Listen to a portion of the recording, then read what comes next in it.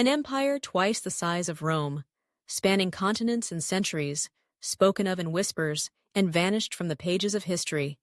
Peer into the windswept wilderness of Siberia, where secrets slumber beneath endless sky, and you'll find echoes of a name they never taught in school: Tartaria. Only fragments remain, the faded edges of old maps, hurried footnotes in foreign languages, references struck from public records. Ask a historian, and you'll see the subject changed or your question dismissed. Consult your textbooks, and you'll find only silence, if you find anything at all. But history, inconvenient and unyielding, leaves traces, and today we uncover what they were never meant for you to see. For centuries, the greatest cartographers of Europe, Asia, and the New World mapped their world, and time and again, a vast domain labeled Great Tartary asserted its presence. Early 18th century atlases by Johann Homann and Guillaume de Lille, the masterpieces from the halls of London and Istanbul, all marked Tartaria, awed by as the dominant landmass of Inner Asia. These names were not scrawled at the margins, but blazoned boldly from the Black Sea to the Pacific, from Mongolia westward into what would become Russia, arcing up toward Alaska and across the Bering Strait.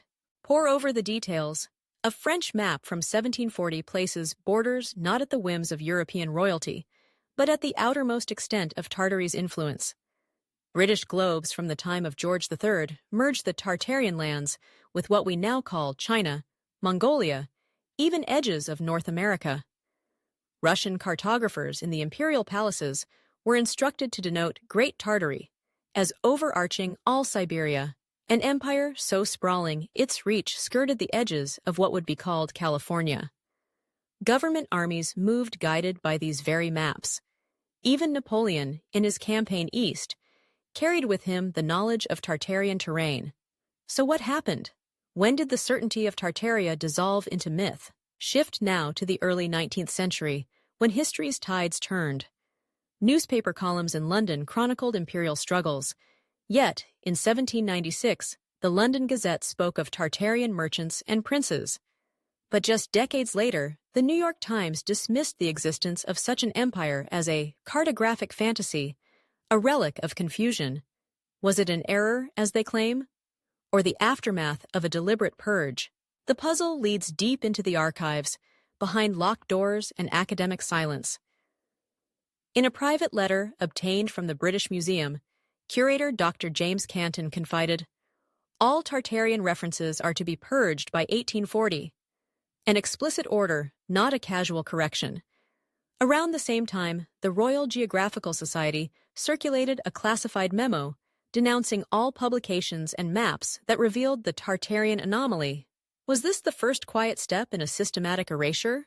From there, the pattern accelerates. Compare two editions of the omnipresent Encyclopedia Britannica. In 1771, pages upon pages describe Tartarian customs, its cities, its languages, its science. Yet examine the edition printed just a century later, and the name has vanished. No annotation, no errata, simply gone. This is not a natural evolution of knowledge. It is a mask drawn over the past. Artifacts offer further proof. Vast collections of Tartarian relics once rested in the deep vaults of the Smithsonian Institution. Their own ledgers, handwritten and fragile, itemize 47 crates of Siberian artifacts, labeled as Tartarian relics, crated up and shipped over the Atlantic in the late 19th century.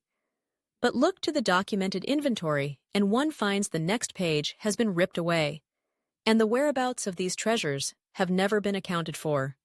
Official explanations? Fire, flood, misplacement, anything to paper over the loss. Academia itself enforces the silence, as revealed in the candid remarks of a modern historian. There's academic censorship happening to this day.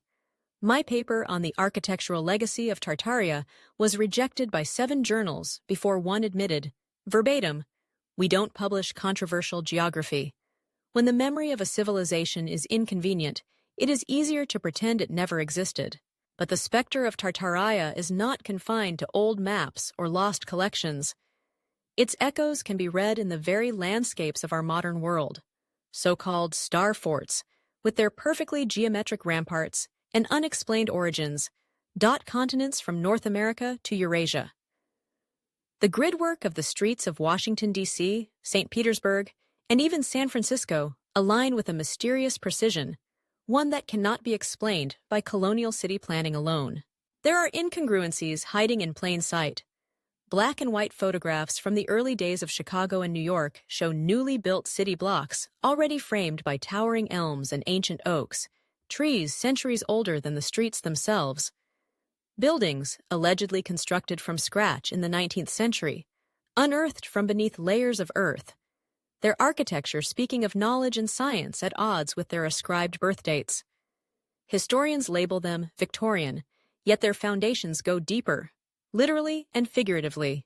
If Tartaria was once real, and if its echoes remain all around us, why was it erased? The answer may lie in the cataclysmic events to come, the so-called mud flood, remembered in myth and folklore across Eurasia and North America alike. It's an event every culture memorializes differently, as a deluge, a plague of earth, or the collapse of empires. But all spoke of the sudden vanishing of cities, knowledge, perhaps an entire people. The legacy of Tartaria matters, maybe more now than ever. To question what's missing from our history is not merely idle curiosity, but a call to reclaim a shared story stolen in plain sight. The past has always been written and rewritten by those with the power to control memory. But the truth, inconvenient though it may be, has ways of resurfacing. Its shape can be traced in the foundations of old cities, in the patterns of erased maps, in the relics that museums cannot explain. We have only begun to scratch the surface. Soon, we'll explore the catastrophe that swept Tartaria from the record, leaving behind only the palimpsest of memory. Every civilization, every city on Earth, remembers the flood in its own way. Together, they hint at a night the world was changed forever. What was buried waits to be unearthed. If we listen closely, sift carefully through the remnants, and challenge the stories we've been told, perhaps we can bring to light what was long meant to remain hidden. The truth behind the lost empire of Tartaria may be stranger, more wondrous, and more important than we ever imagined.